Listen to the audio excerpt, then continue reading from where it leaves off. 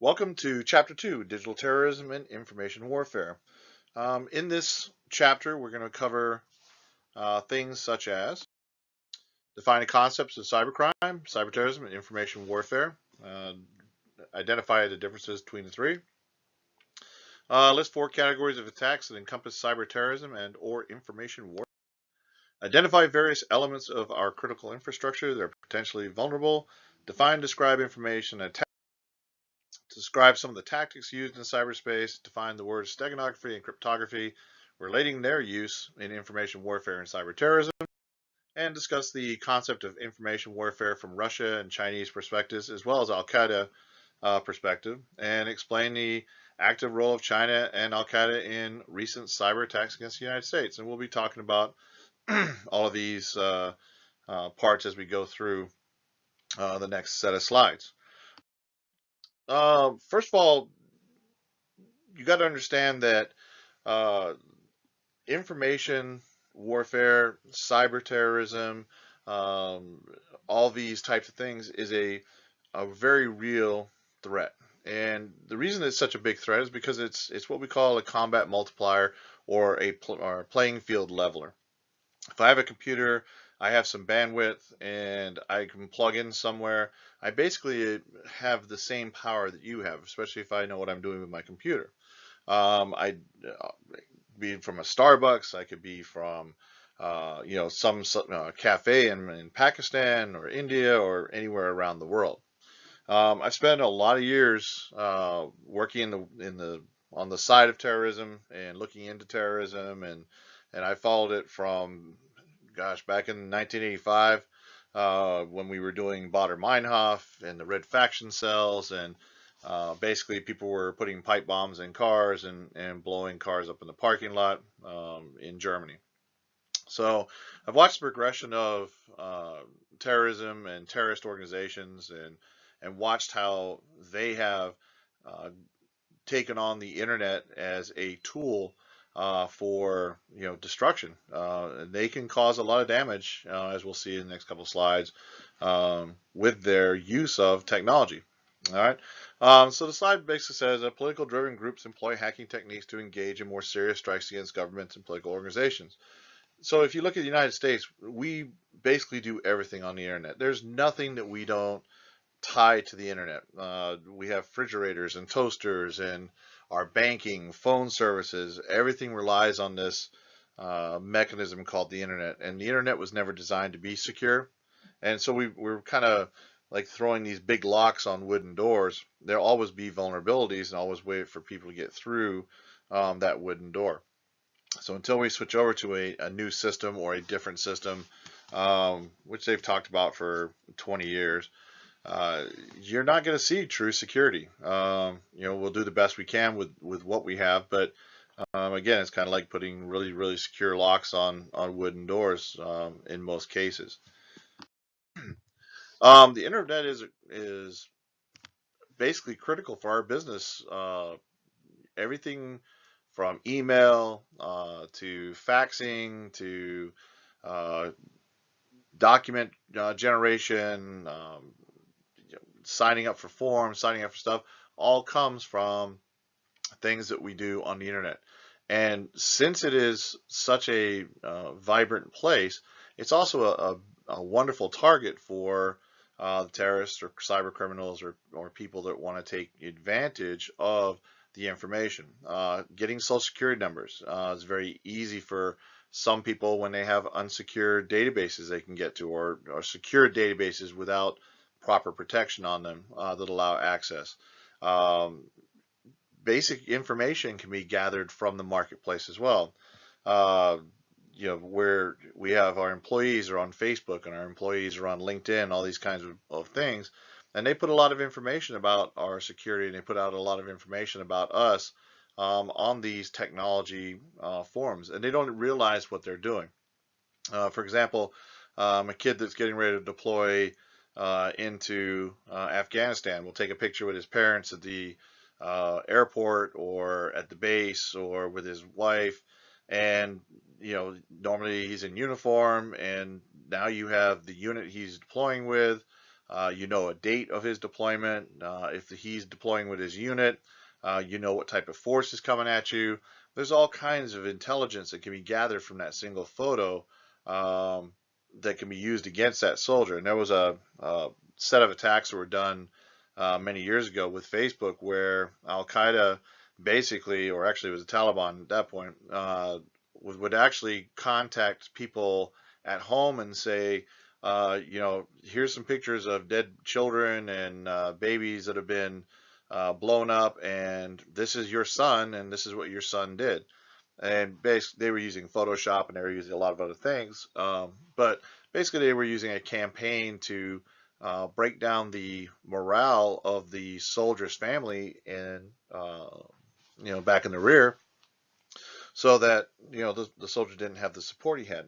So using the information or using technology and using information, the information systems is a great way for terrorists and cyber criminals to get at our population. Because again, and you'll hear us a couple times through this, is we are very reliant on our technology. And we'll talk about that more in depth as we go. Attacks against U.S. businesses and governments are commonplace. 100 million attacks each day. Sorry about that. So when we talk about information warfare consists of 6 components: psychological operations, electronic warfare, military deceptions, physical destruction, security measures, and information attacks. So psychological operations. Take away Facebook for a day. Do you think that would cause any issues within our population today? If I was to take away Instagram, Lime, or Snapchat, or compromise them somehow so nobody could trust the information that was being put on, would that have a psychological effect on people? So when we're doing information warfare, we're doing things that will cause some type of fear or terror in people without, actually having to do a whole lot.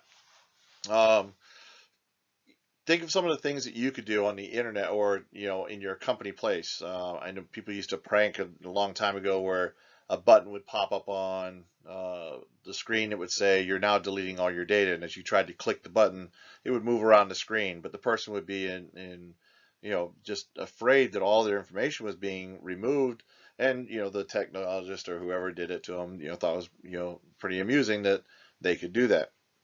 But again, just simple little things can cause, panic and fear, especially with people that don't know what they're doing with computers. And if you look today, the way that we use news and media, the fake emails, fake stories, fake news that can be generated on the internet, fake Twitters, fake tweets, things like that, that have caused so many issues in the last 12 months. Go back 12 months and look at all the fake news stories that have come out that have actually been validated by different news agencies that weren't fact checking their information.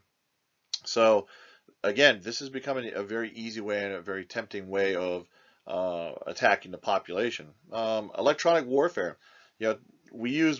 We have our own departments within our military that are designed to counter hack, and some say that we do active hacking on certain state-based nations.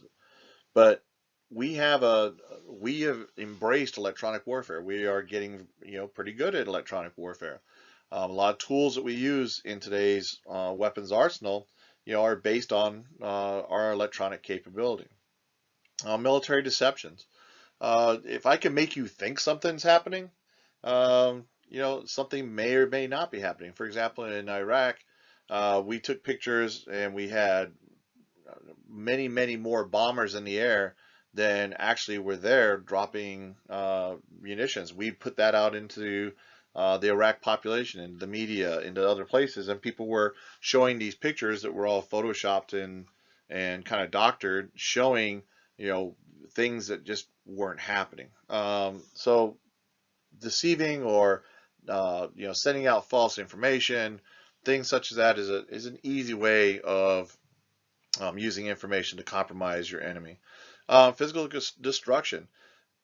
if you look at Stuxnet, which we'll talk about in a minute, you talk about some of the other things that have happened in the relatively recent past. Look at Crimea. When Crimea was taken over, uh, two of the turbines on the oil pipeline in Crimea were reversed, basically sending a direct pressure inside the pipeline against each other until the pipeline burst. And that was an attack done through the internet.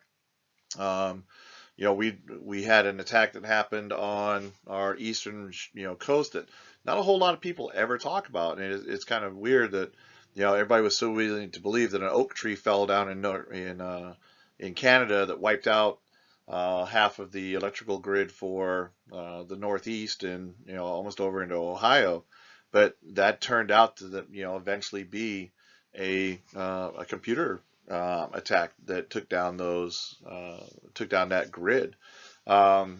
Just recently, we had an individual who was indicted for murder. Um, he hacked into the emergency room and started messing with the uh, heart defibrillators and other things that regulated people's lives in the ICU. Uh, and he almost killed a couple of people until it was found that these machines were being manipulated and they were able to shut them off. But we had 16 counts of attempted murder with this attack. You have the kid that took over the Boeing aircraft that was in control of that Boeing aircraft for, I think it was 3.5 minutes. It was the length of time they finally came back, and he was able to hack in through a back door that Boeing had put in to prevent hijackers from taking over a plane after 9/11. So all kinds of things can be related to physical destruction because our technology is connected to our physical world and is connected to those components in our physical world. If you look at the future of how things are coming, think about what's going to happen when we have driverless cars, on the road, and all these other things that you have driverless trucks and driverless trains. The potential now becomes, greater that we're going to have some type of significant event happen when we turn everything over to technology. AI is making decisions for us. We're relying on computers to give us correct decisions and outputs for different types of scenarios, and we're not. A lot of people are taking those verbatim, and they're not, putting in protocols to check. The computer says, then we should do what the computer says, type thing. Let the computer make the decision. I as a human don't want to make that decision because it might be a tough decision. So I'm gonna let the computer make the decision. And we as a population are very much getting into that kind of mode, and it's unfortunate. Security measures, all the protections that we do against our to protect our computers, the security measures that have to be put in place to prevent us from being victims. You have massive corporations now that are making billions of dollars off this cyber.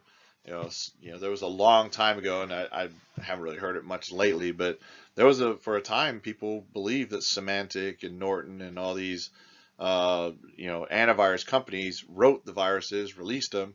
So Norton Antivirus would write a virus, release it, and call the other company and say, hey, we just released this virus. You find it patch first, so it doesn't make us look like we're the bad guys. And then they would release a patch, and it was kind of this back and forth between the companies to scare people into, putting in enhanced security measures and not having 0-day issues. But still, we have those things. I saw a commercial last night where it said, buy the Apple because it doesn't have PC viruses. Well, you're absolutely right. It doesn't have PC viruses, but there are now Apple viruses. So if the commercial was absolutely semantically correct, but to someone that knows something about computers, we know that an operating system works differently with different types of viruses. And then straight out information attacks, going after information, going after social security numbers, going into databases. I've received from the Veterans Affairs, I've received 3 letters in the last 4 years telling me that my all of my information has been compromised, and if I have identity theft issues going on, how to fix it. Because the Department of Veterans Affairs has been hacked several times, and my data has been compromised on several occasions. But getting information out of databases is an easy way of us building up a supply to use against you. Credit card numbers, personal information, dates of birth, all that type of information, has uses in the criminal world, but it also has uses in the terrorist world. Who are you going to attack? Who's going to be a target? If I attack this housing area, will it have an impact? If I attacked this group of people, would it have an impact? So, depending on the type of people that I'm looking for, or the audience that I'm going after, it may have a greater destructive effect, or a psychological effect within um, the population or environment that we're dealing with. So, information security, physical, military, electronic, and psychological, these are all components of information warfare, or cyber terrorism, as somebody would call them. And these are all components that are real today. We are seeing the use of these tools and hacking tools, etc., on a daily basis. And it worries banks greatly, and it worries institutions greatly, because if they are hacked, or if they lose information, people may not bank with them. People may seek to put their information somewhere else. All right. Okay, so let's talk about some of the concepts that we're going to be defining here. Physical information warfare involves physical attack on an information system. So in this attack, we're not talking about taking a system down. Okay. I'm not trying to destroy the information system. I really want to keep it up and running. In fact, I don't want them not to know I was there at all, because if I can do that, then no one's going to be warned that I've attacked them. What I want to do is I want to get in, grab the information, and get out, and hopefully not trip any triggers that allow the company to make notifications. And this happens a lot, especially in the insurance industry, financial industries, things like that, where people are trying to gather information about people or gather information that they can use against people. So security numbers, dates of birth, all of your biographical kind of stuff, looking up people's mortgages, looking up when people died, so they can use social security numbers that belong to a dead person, for example. There's a lot of things that you can do with information, and gathering information is extremely important, especially when you're doing some type of financial fraud, or you're doing some type of uh, you know illegal activity where you need to have an alternate persona, or you need to be able to use somebody else's information to be able to obtain money. And in information warfare, it's not limited to those things that can be done with the computer. In fact, it says in your book, you don't even need the internet to do information warfare. Information warfare is basically giving somebody something that makes them think something else. So if I want you to think that I have 1 million men in the army, I may put up barracks, and I may put up different things that would house lots and lots of people to make you think I have more people than I actually have, using aerial photography. You go back to even World War II, when the British had no weapons. They would take stove or sewer pipes, and they put them on the coastline, and they make them look like guns to make the Germans think that they had some type of defensive system, which they didn't have. Again, this is all information warfare. Using things to make somebody, your adversary, think something that may or may not be real. All right, cyber terrorism. One of the things about cyber terrorism is not defined by the group. There are so many terrorist groups out there, and each group has a different agenda. Some are politically aligned, some are financially or illegally aligned. So, depending on uh, what the cyber terrorist organization is defined or designed to do, will define the type of cyber terrorism they're going to do. If they're a religious-based organization, they may specifically go after religious groups or fight against religious groups. And this happened with the Scientology organization when Scientologists came under attack from Anonymous. Anonymous saw them as a threat and went after their Scientology beliefs, websites, things such as that. They became kind of a terrorist attack against a specific religious organization, which was that of Scientology. So uh, depending on the type of organization will depend on the type of attacks and the type of things that they will actually do. And then cyber terrorism is specifically premeditated, politically or ideologically motivated attack or a threat or attack against information, computer systems, computer programs, and data that can result in violence against civilian targets. And basically what you got to remember what the goal of a terrorist is. A terrorist is a small entity with a greater population, but the small entity is able to cause fear amongst the greater population. So if I can do things with my cyber terrorism that would scare an entire population or make my point, you take the terrorist attacks on the towers in New York. Realistically, if you look at that, that was a very locally defined attack. It happened in New York. It took 2 buildings down. Uh, a majority of the people that were in the towers were probably from the New York area. I'm sure you had some visitors, but the impact of that attack affected the entire United States almost uniformly. Everybody became very patriotic. Everybody was very incensed about the attack. Everybody's airports changed. Everybody was affected by that one single attack, and those some say it was a massive attack, and some people say it was a minor attack in the scope of history and attacks.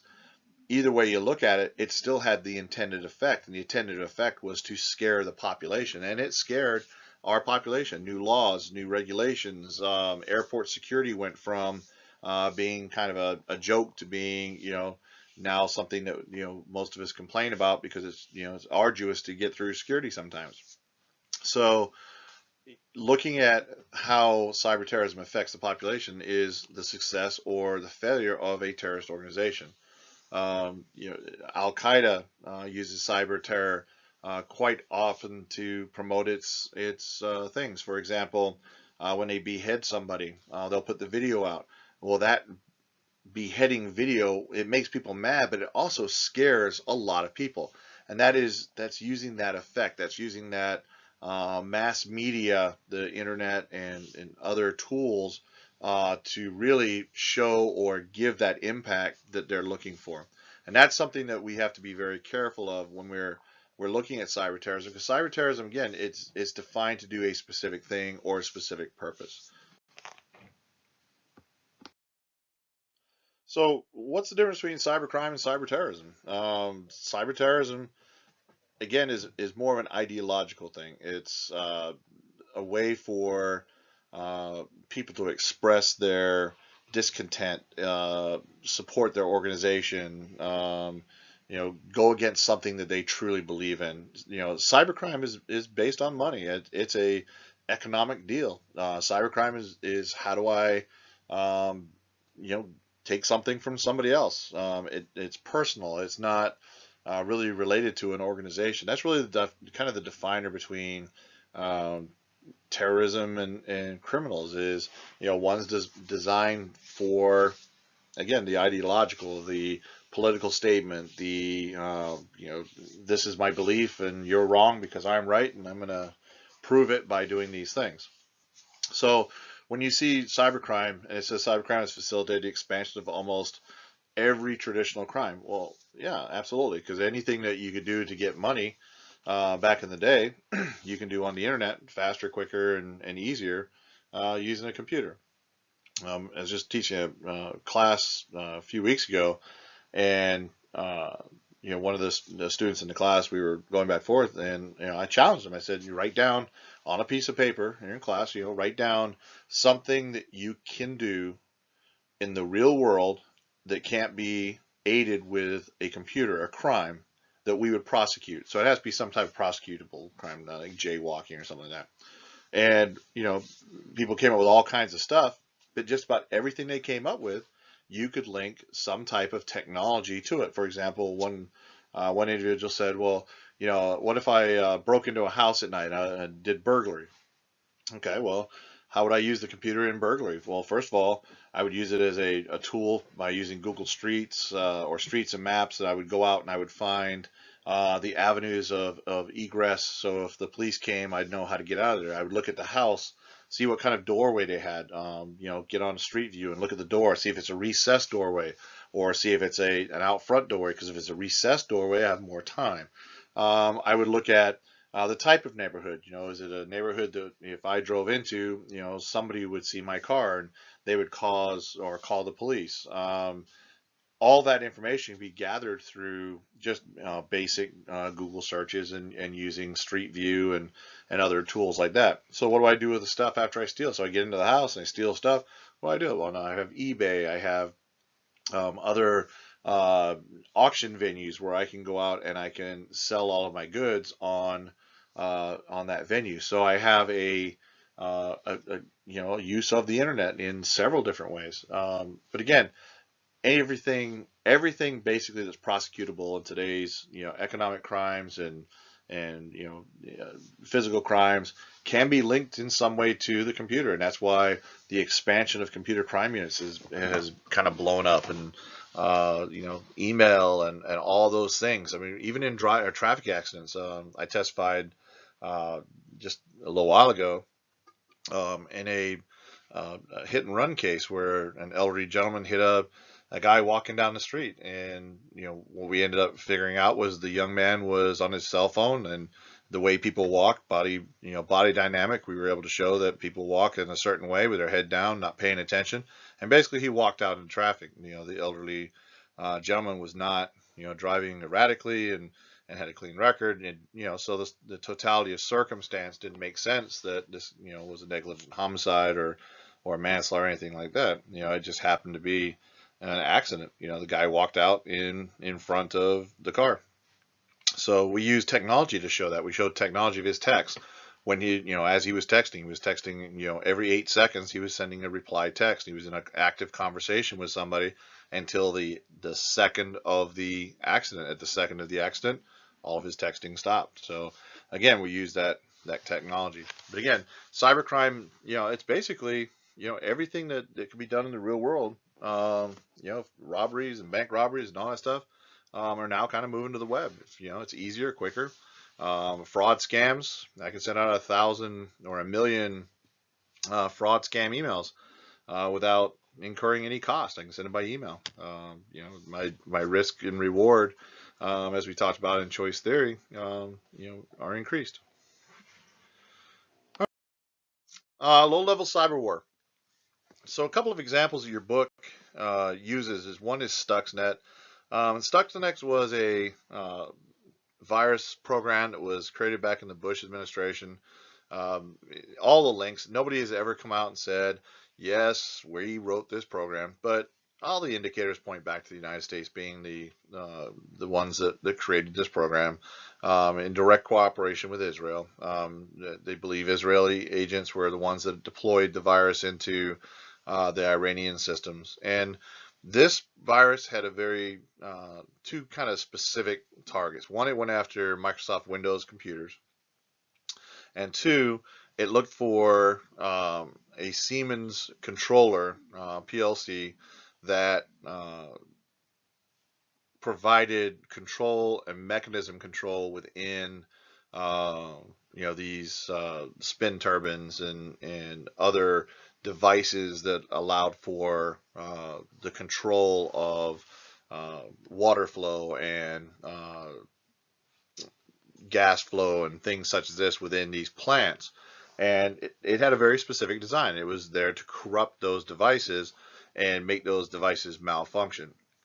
And this isn't the first time we've done something like this. We had it's kind of funny, you go back into the history of kind of espionage, and we actually had capsules that we put into the telecommunication products that we gave to Poland way back in the day, just in case if Russia came across, we could break these capsules. And inside the capsule was an acid life form, basically, that eats silicone. So it would eat through the silicone wiring and destroy the telecommunications boards that were inside of the devices. We had other devices, printers, and things like that we've sold to other countries. And the printers from these other countries, they would gather all the information that was being printed, and it would send it out to a remote address so that we would have that information.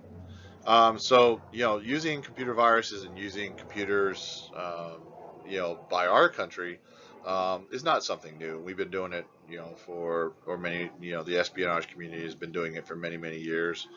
Um, there's a different, in 2012, a kind of a different program came out, which was, we were used to being able to destroy things, and the ability to cause failures was not that difficult.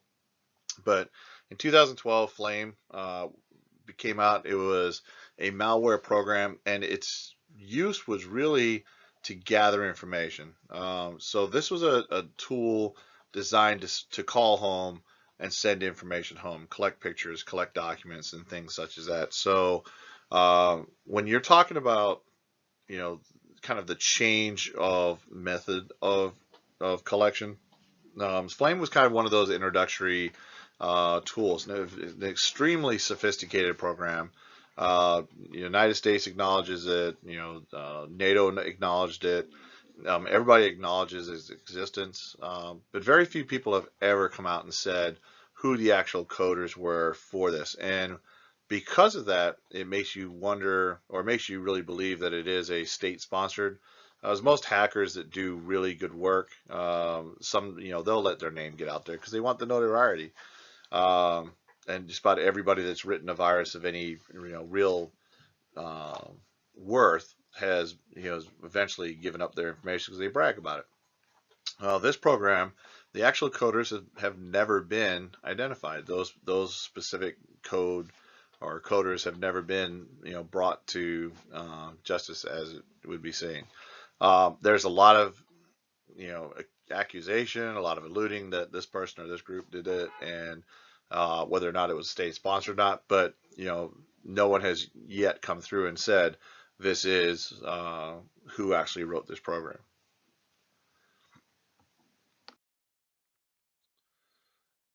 So we talked about in the first couple of slides as we were kind of going into this, that we have this infrastructural reliance. Information infrastructure is what we use every single day. Use it at ATM. Most of you, if you pick up a phone now, you're going to have some type of computer connection. You're going to have some type of device or electrical device or something that is controlling your use of that or a tool. You make a phone call on your cell phone. You use your Snapchat, your Twitter. You take a picture. All of that stuff is all a part of our infrastructure, and we rely on that infrastructure, especially in the United States, for everything. And it says right here, communication networks, equipment used for provision of information resources, applications, and people. So again, go back to and think about Facebook, think about Snapchat, think about some of the tools that are used on a daily basis by you to communicate. The Twitters, the Lime, those types of things. And think about if I could affect or change or steal that kind of stuff from you, how would that affect your day? If I could take away your VoIP, if I could take away your ATM, if I could take away your bank for a few days, how would that affect your day? And and I think everyone here, everybody in this class would agree that the United States, is super reliant on information technology or the internet and the use of technology and the internet. The United States is extremely connected. Estonia, we were just in Estonia 2 weeks or 3 weeks ago. They're super connected. That's one of their Achilles heels and one of their vulnerabilities. is definitely the internet as well, and that's why Russia attacks them so much and uses the internet as a tool against them, because they are so uh, cyber related. Um, and again, you go back and you look at all the things that we are looking to connect to our technology. We talked about driverless cars, and you talk about the baby or webcam nannies, and AI that is going to be able to bring you serve you dinner, and your robotics and all these what they call mechanical task bots that will take over doing repetitive mechanical tasks that don't require a human kind of thought processing or interaction. They just follow a tracked event. All those types of things then become part of the vulnerability network or matrix that we can take over. So you could cause issues or harm at these different places. I was in Estonia, and the entire McDonald's. We went to McDonald's, and the entire McDonald's had 2 employees in it. Everything in the McDonald's we went to was basically an automated process. You went to a kiosk, you ordered your food off the kiosk sent the order back into the kitchen. The order was processed, put together by what looked like a kind of a cool looking machine. There was 1 or 2 people that then brought the food out to the counter and handed it to you. And they are looking now. I was talking to some people over in Estonia, and they're looking at now at actually fully integrating automation, and basically it'll drop into a slot, and your Big Mac and your soda and all your stuff will appear on the counter. So again, the more and more we move into this type of stuff, the more we are looking at you know creating threats for ourselves. Again, every time we automate ourselves, we create threats for ourselves. It is one of the issues that we have with technology and technology in places. So as we're looking at information attacks, we're also looking at different types of attacks. So we have website defacements, we have cyber plagues, we have distributed denial of service attacks, and then unauthorized intrusions. So when we talk about website defacement, you're going back to your old guard hackers. These are, guy or folks that are out there. A lot of them are kids. A lot of them are, just kind of out there playing around. They're jumping onto a site. They're making their name by attacking the Department of Energy, or doing something such as that. They're not creating, or they're not doing anything that is overly destructive, but they're tagging the back end of the website. They might be putting their initials. They might not, or they might not be putting their code. Things such as that on the website. To show that they were somebody, or they are somebody in the hacking world. Cyber plagues.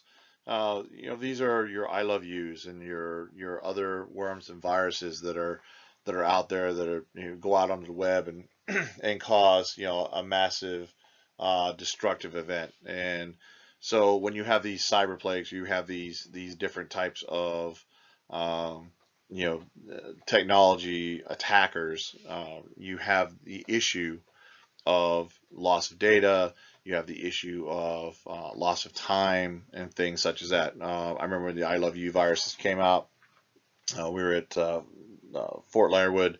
I was in the advanced technology criminal investigation courses that was running that program, and we were actually looking back at how the I love you virus basically took Fort Leonard Wood off the map.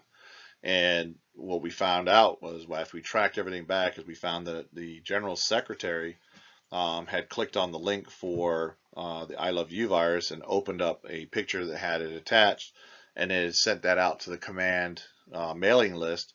And when it went out to the command mailing list, it basically wiped out every computer on our installation, which caused a 7-day basically timeout for our network, as every computer was cleaned, and some of them had to be re-cleaned after people respawned the virus. And getting rid of that virus from respawning and spawning again was horrible.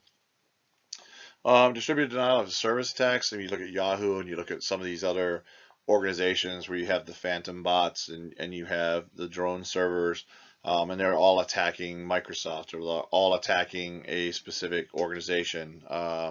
I've seen reports in Florida where small businesses have come under a denial of service attack from on the web by a larger group, and just basically taking their website down because they made someone mad in the organization. Anonymous is very good for doing this type of an attack. Anonymous is very proficient in denial of service, and you see a lot of their attacks involve this denial of service, taking out of a website, taking down someone to make their point, to show that they are in control, etc. And then unauthorized intrusions.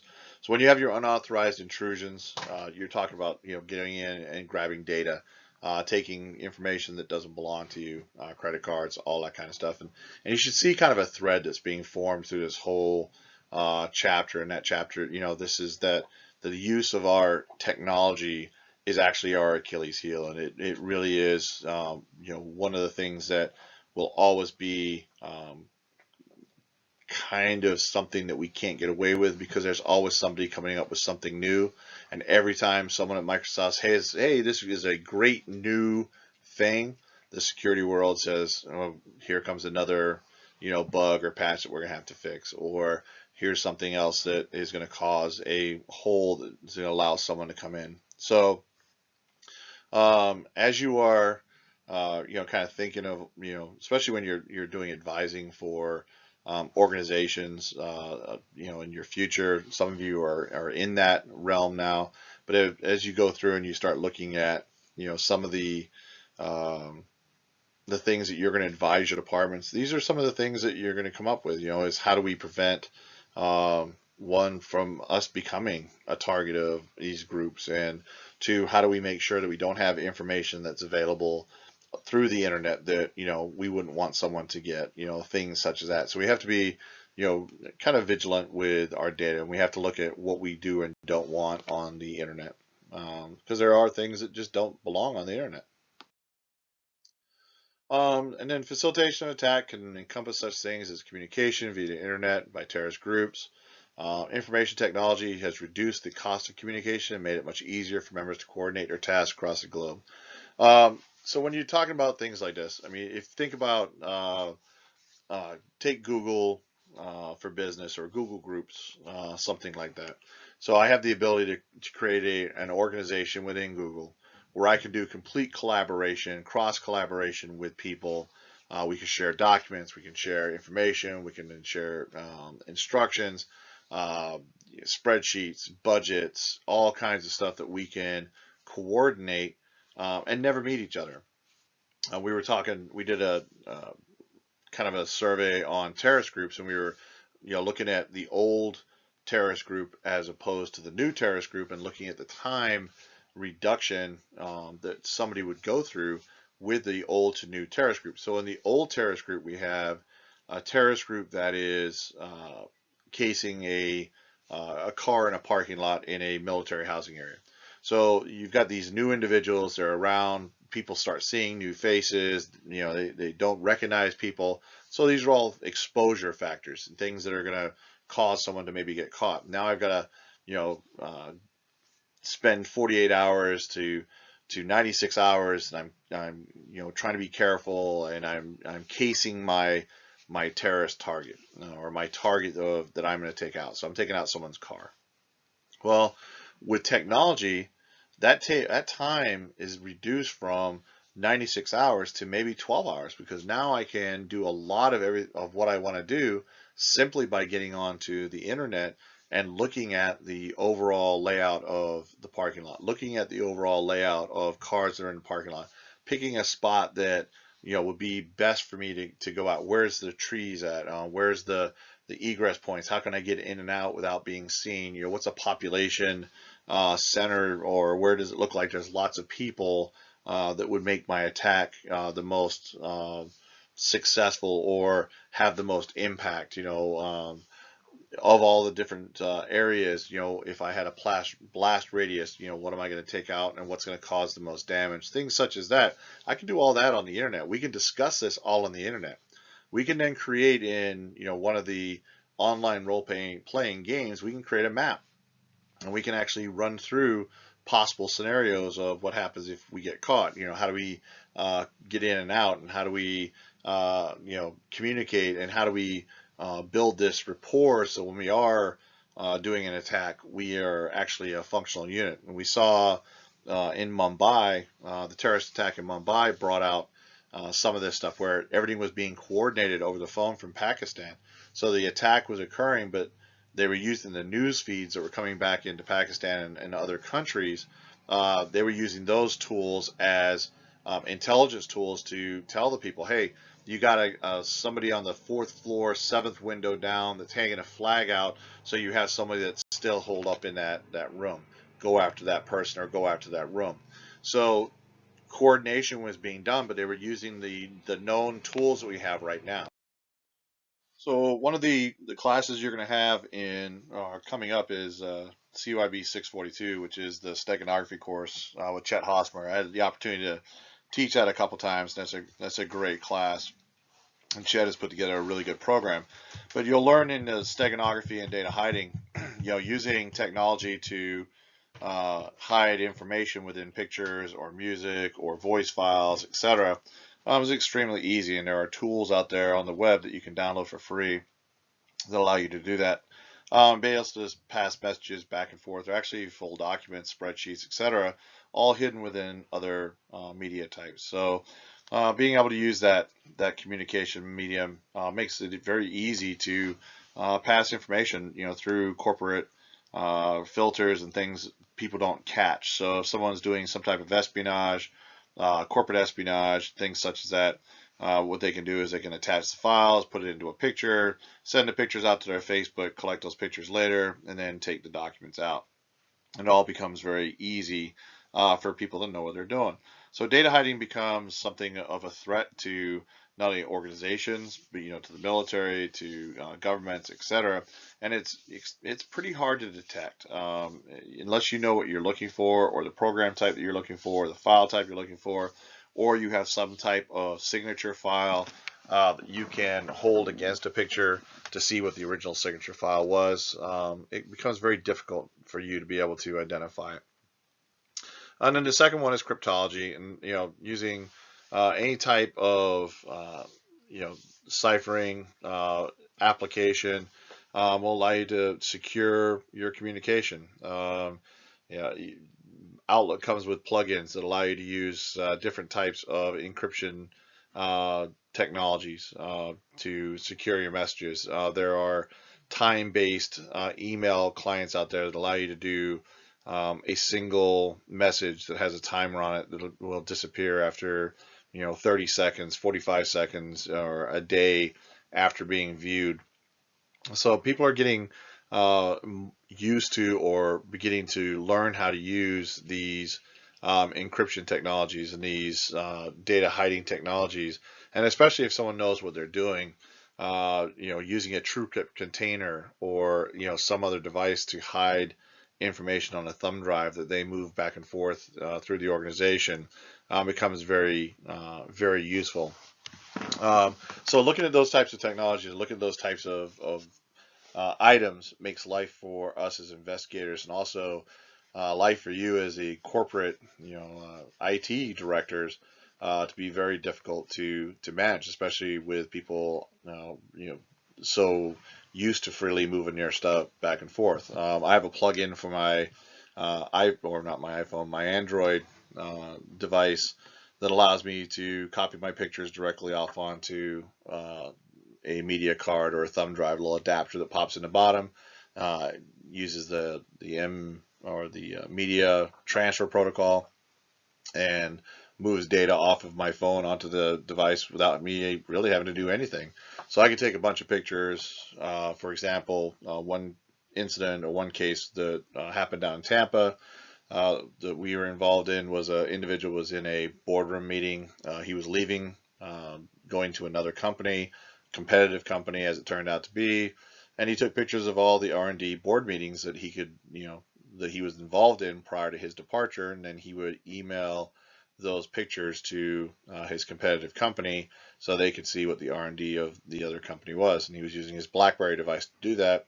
That investigation was pretty easy because BlackBerry, stores data in so many different places, and you can pull the RIM servers and grab data off of those RIM servers very easily. But it's just an example that people that have devices and people that are using their tools will find imaginative ways to transfer data or steal data from you. So you got to be very careful. So when we talk about the internet and we talk about recruitment and mobilization, Al Qaeda is a great example of somebody that knows how to use the internet.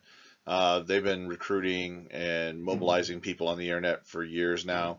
Uh, they are expert at Facebook, and they are expert at putting out recruitment videos that pull at the heartstrings of people that are looking for a goal or something of value to do in their life. And they have basically two arms. They have their recruitment side of the house, which is all open public.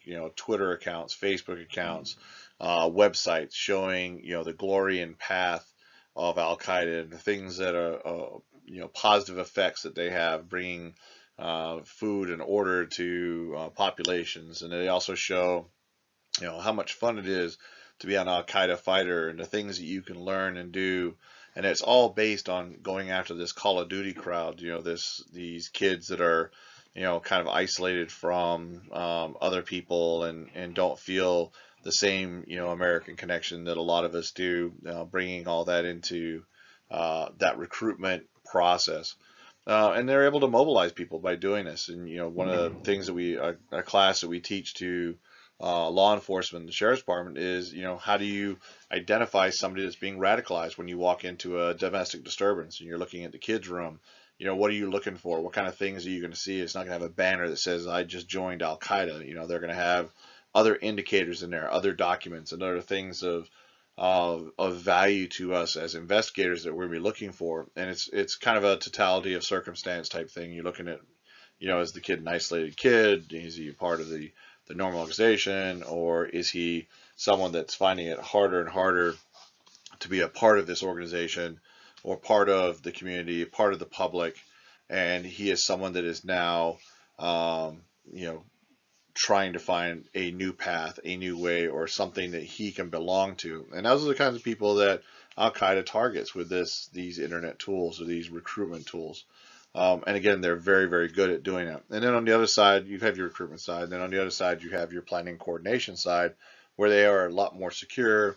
They've done a great job of writing their own encryption packages and things such as that. So the internet for a terrorist organization is a great place to get your message out. And again, they are experts at defining a goal and a mission. They're experts at this recruiting mechanism to bring new people into their organization.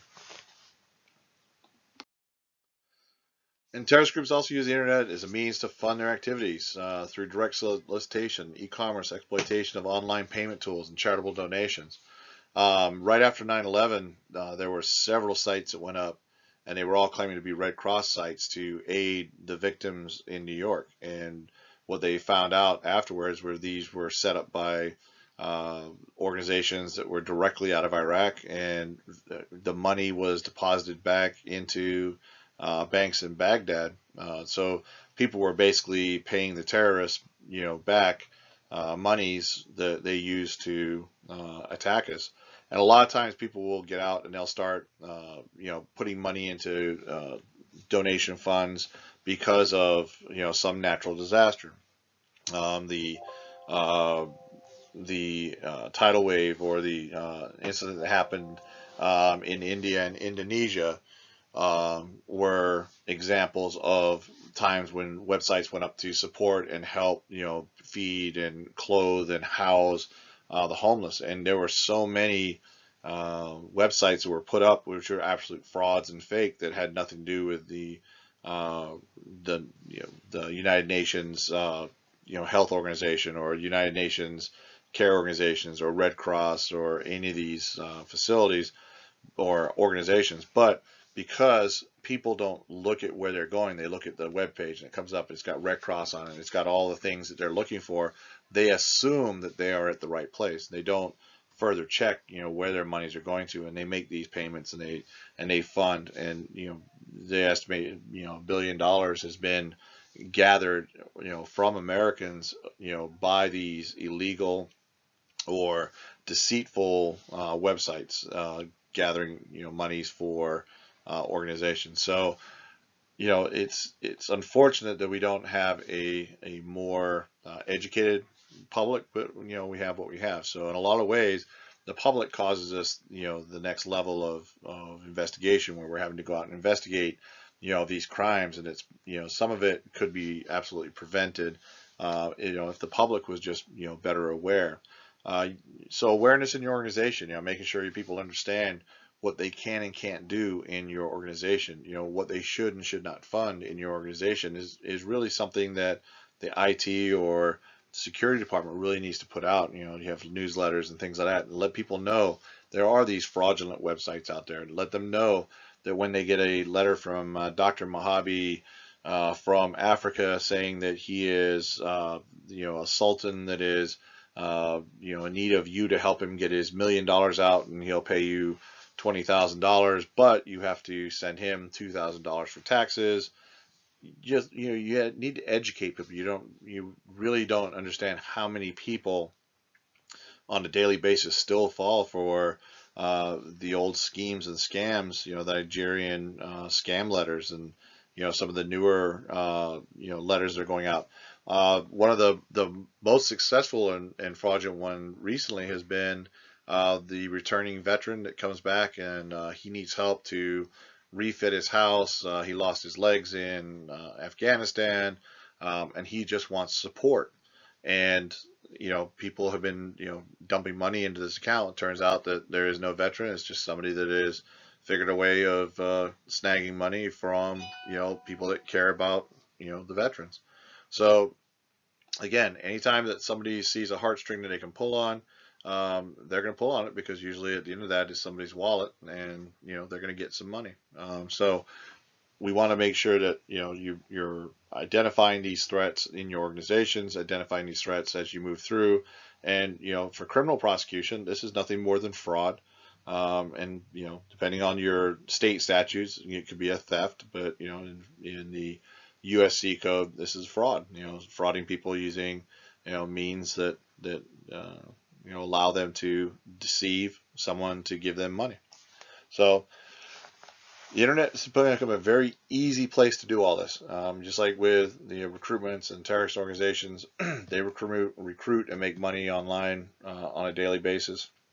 Um, People have come up with all kinds of innovative ways. There was a campaign that was done 4 years ago. A guy had a rabbit in North Dakota, and he basically said, I'm going to shoot this rabbit and eat this rabbit. If you don't want me to eat this rabbit, then send me money. And you would think, well, who would send this guy money? Well, he made $65,000 not to shoot the rabbit. So he ended up not shooting the rabbit. His target goal was $60,000. He didn't shoot the rabbit, let the rabbit go. That wasn't a fraud, but it just kind of goes to show you the mindset of the people that are out there. They're just willing to give their money away. So we talked about Al Qaeda, and we've talked about a lot of things that they've done in the past. They have obviously adopted the internet as a component of their overall strategy for conducting terrorists and conducting operation around the world. Al Qaeda has been very aggressive in the internet technology, computer technology. They use Android for mapping. They use, when they're crossing the desert, they're using their Russian maps, not Google Maps, but they use a different map server, but they're using that. They have their own encryption, which they've written for Android. It makes things more difficult for us to see when we capture a phone. They have a great information policy. They do a very good job of controlling who has access to what. We always tell people, if you want to, keep people off of your phone or keep people out of your life, the easiest way to do that is to just buy a dumb phone. Dumb phone doesn't give the ability for us to look at the pictures you've taken, or the text messages you sent, and all the other things that come along with the information technology realm, the increase of or the lack of privacy that people have but are willing to share uh, by connecting to this thing called the internet. And then we look at the Russian perspective. Russia comes up quite a bit, especially if you've been watching the news in the last, few months. Russia is a big deal right now. But one of the things we learned, especially over in Estonia, is, over the last year, we've been doing work with the Estonians in working on the attacks that Russia has leveled against them and things such as that. And one of the things we've learned is they like using the criminal element as a part of their strategy for creation of viruses and creation of stuff. They'll actively recruit and engage criminal organizations to be a part of their means to an end.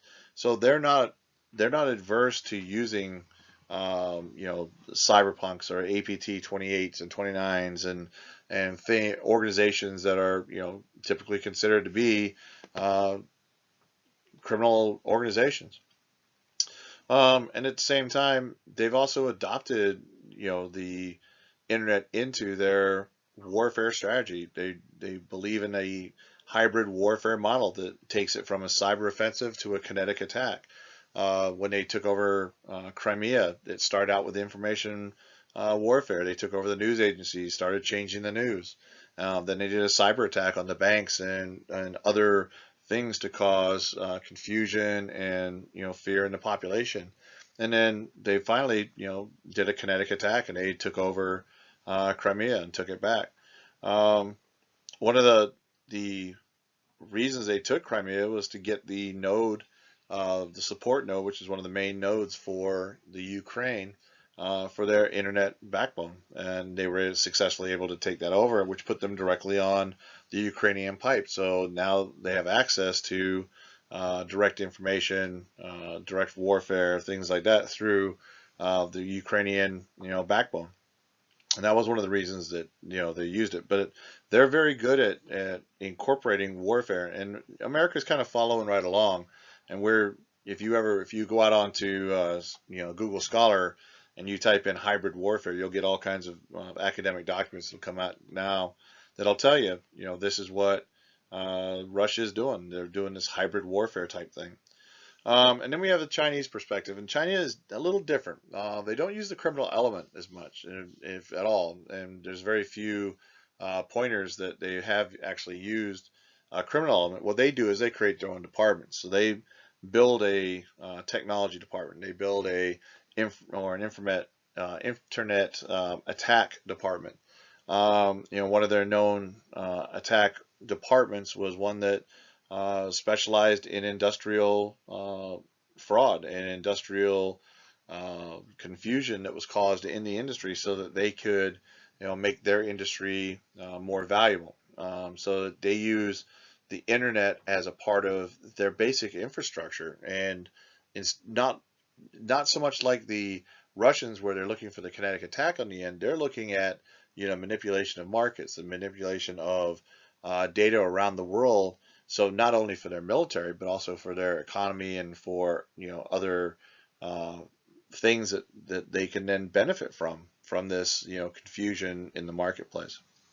So China has been very good about incorporating and implementing this cyber terrorism, this cyber warfare, even in cyber crime, depending on how you look at it. They don't run on legitimate copies of Windows. Most of the Windows in China still are illegal or pirated versions of the original Windows software. They have a great knack for taking inventions that are found out on the internet and kind of decompiling them, reversing them, and then making their own.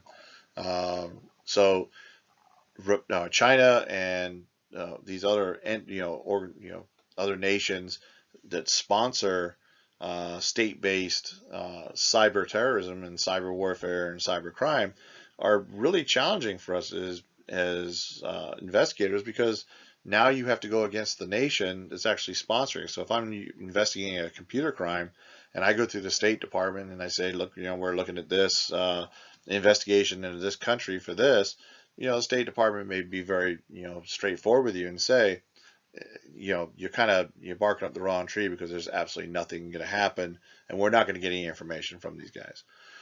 So we have to look at, you know, uh, how we can use our resources, our legal resources, things like that, to go after state-sponsored terrorism. And a lot of times you just don't have an avenue for an investigation, and that can be very frustrating at times.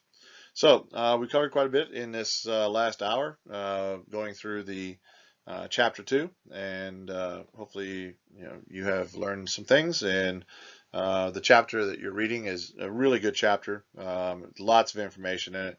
So after coming out of this chapter, you should have a much greater appreciation for how cyber terrorism and cybercrime kind of work together for state-sponsored entities and terrorist organizations.